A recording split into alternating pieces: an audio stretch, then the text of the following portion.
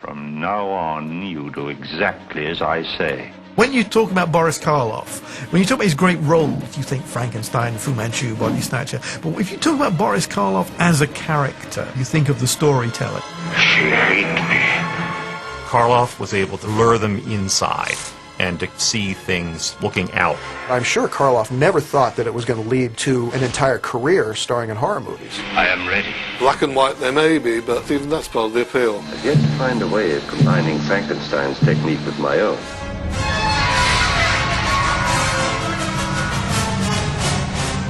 There's a strange mysticism about Karloff, almost, you could say, a spirituality. Women responded to it, children responded to it, animals responded to it. They loved Boris Karloff. There was something very, very odd about him. It was almost like the St. Francis Assisi of horror stars. There was always that underlying touch that he brought to it that made you feel sorry for the characters he played. Boris Karloff brought a quality to the horror film that hadn't been seen since the death of Lon Chaney. And it's not a quality that you would immediately associate with a horror icon. What it is vulnerability. He was able to kind of explore these characters from very unexpected areas and really surprise the audience. You shall rest from night, like the setting sun in the west. But you shall dawn anew in the east as the first rays of Amon-Ra dispel the shadows. If anybody ever paid their dues in the acting profession, it was Boris Karloff. He cleared land, he drove trucks, he did hard labor to make a living so that he could act. Because he was a good actor, he was able to, I think, take advantage of the opportunities that came by, and it didn't hurt that he had good directors. It's very obvious to most of us nowadays that a horror icon is someone, one who has outlived the films or outlived their own life in these films and gone on to inspire a new generation. Even when he was being gentlemanly or subtle, you got the impression there was this great storm raging in this man behind those incredible eyes. There's a feral quality in Karloff. There's never anything comforting or cozy about the performances. The horror films that he was in almost transcend the genre. These people can survive that long. They are genuine movie stars and movie icons. When Universal clicked with Dracula, instantly they knew that it wasn't going to be Jekyll and Hyde next, it was going to be Frankenstein next. Partly that was economics. Universal said, hey, we've made a lot of money out of this, let's do something else. What's the other famous book? It's Frankenstein. These monsters represent, embody something in the moviegoer's psyche at the time. We can probably make a case that Frankenstein is the first film to be made where someone has deliberately set out to make a horror film. Boris Karloff is in two early Howard Hawks pictures. He's in The Criminal Code, in which he plays a homicidal prisoner, and he's very impressive and scary in it. There's a scene where he goes to stalk a brutal warder and to kill him, and he moves in a very, very strange, interesting way. He won't get any bigger. We'll take him before he finds out about these guns. And, of course, he's in Scarface as one of the gangsters that has double-crossed Scarface and gets rubbed out while he's bowling.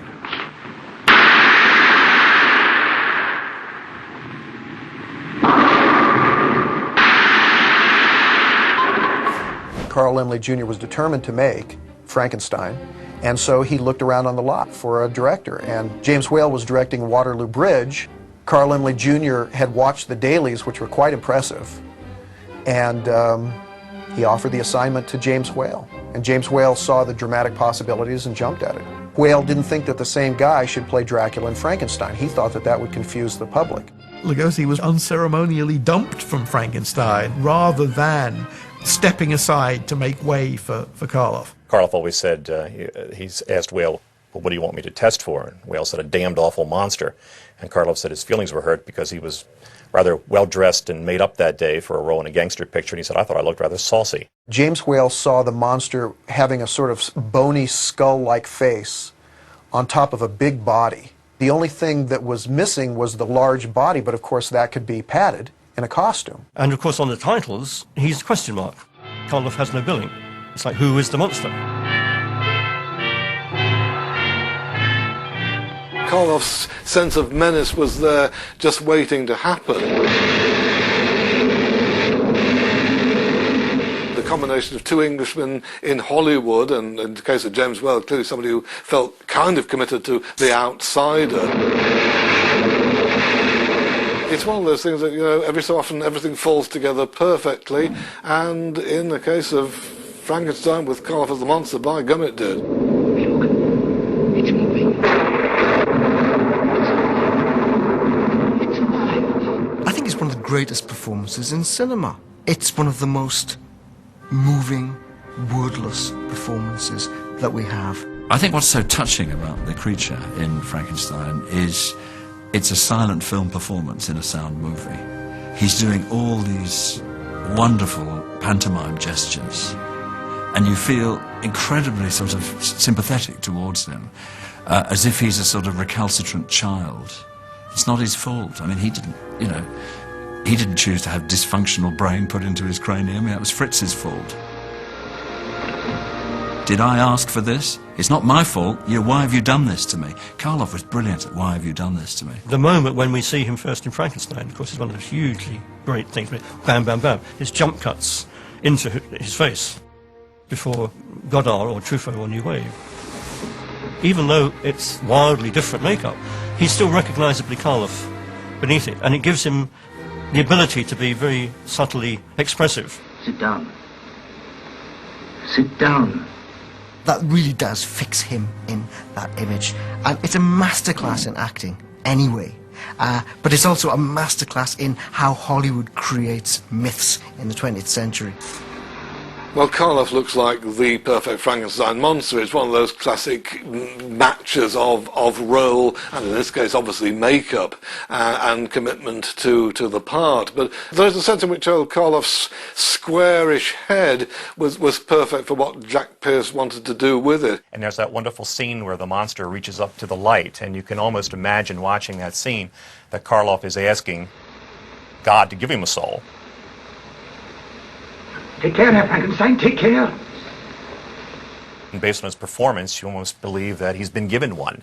It's like this miracle happens in the film. I think that audiences, without necessarily articulating that, felt it. People also tend to forget that the monster is terrified all the time.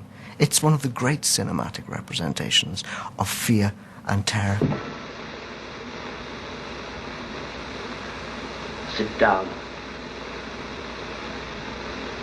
Go and sit down. Karloff brought those memorable gestures, the upside-down hand gesture of supplication and asking for some kind of understanding in this world. The humanity in those eyes behind those heavy lids. And the heavy lids, by the way, was also Karloff's addition to the makeup. He said, the monster looks too aware.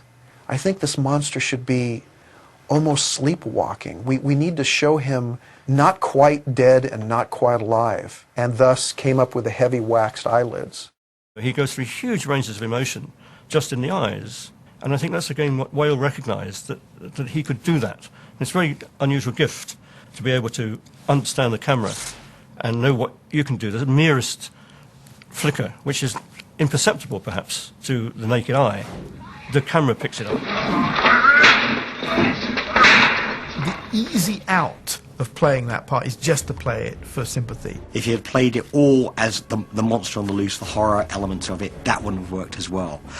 As an experienced stage actor, he brought those two elements together and he melded them into one single dramatic performance. Karloff realizes that, you know, if you whip a dog, it turns vicious. Oh, come away, Fritz. Leave it alone. Leave it alone. What's the scariest thing in the film is the way that you see how this potentially noble, innocent figure is, through mischance and abuse, turned into a monster. Would you like one of my flowers?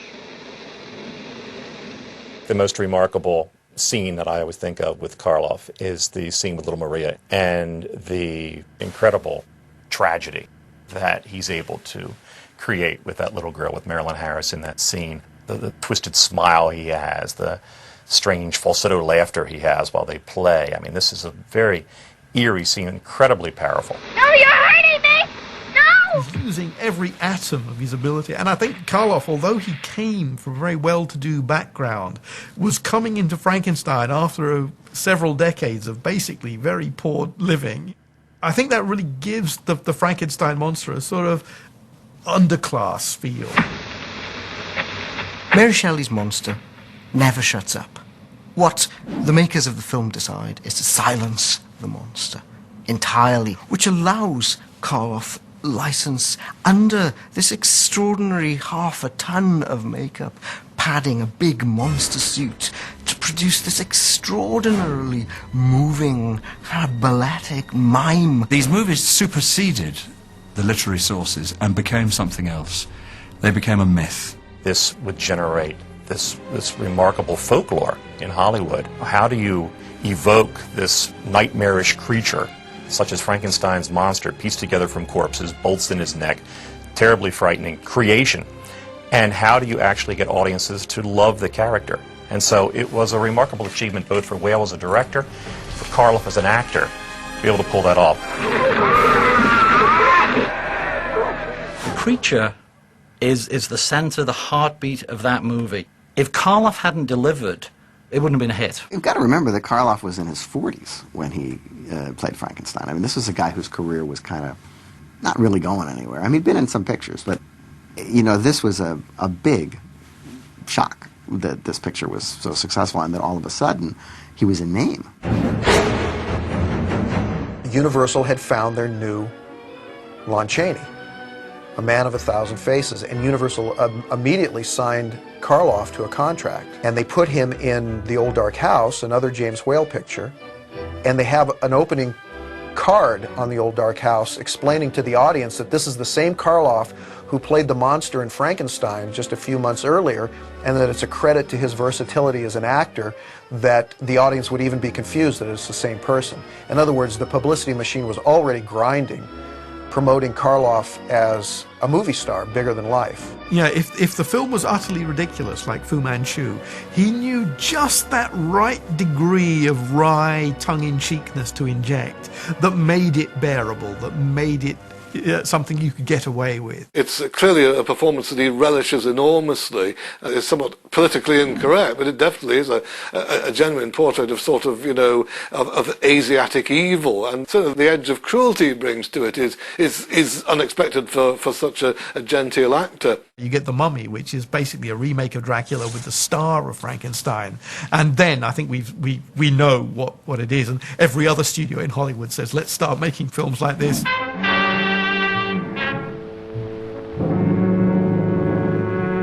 In his next horror picture for Universal, The Mummy,